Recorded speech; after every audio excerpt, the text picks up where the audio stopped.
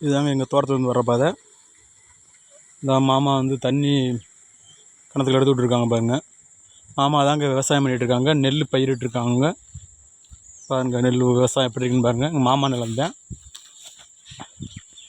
பூரா. இதில் வந்து குப்பை இந்த மலைக்கெல்லாம் இருந்து தான் அங்கே குப்பை வந்து கொலையை அறுத்து போட்டு இதில் மிதித்து வண்டியை விட்டு தாங்க அதில் ரொட்டேட்டர் விட்டு திருப்புவாங்க. அப்படி தாங்க இதில் தொல்லி அடித்து விவசாயம் பண்ணிட்டுருக்குதுங்க. இந்த ஒரு இடம் மட்டும்தாங்க விவசாயம் பண்ணிருக்கு. அதனால் எலிகள் தொல்லைகள் அதிகமாக இருக்குங்க இந்த விவசாய நிலத்தை பொறுத்த வரைக்கும். ஏன்னா 4 பேத்துக்கு சாப்பாடு போடுறதுக்காகவே இதில் கஷ்டப்பட்டு விவசாயம் பண்ண வேண்டிய சூழ்நிலையில் நாங்கள் இருக்கிறோமுங்க. ஏன்னா எங்களுக்கு சாப்பாடு வேணும், மாடு இருக்குதுங்க, மாடுகளுக்கும் புல் தீவனம் வேணும்ல. அதனால தாங்க அப்படி கஷ்டப்பட்டு விவசாயம் பண்ணிகிட்ருக்கோம் பாருங்கள்.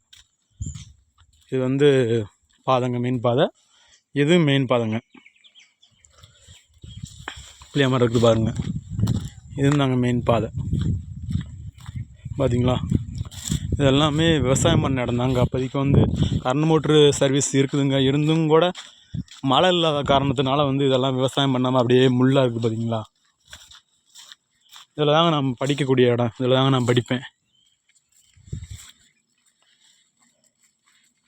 அவங்க எப்படி இருக்குன்னு பாருங்கள்.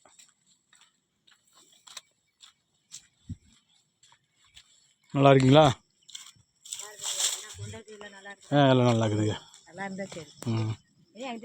இந்த வீடியோ எடுக்கிறேன் யூடியூப்பில் வர்றதுக்கு.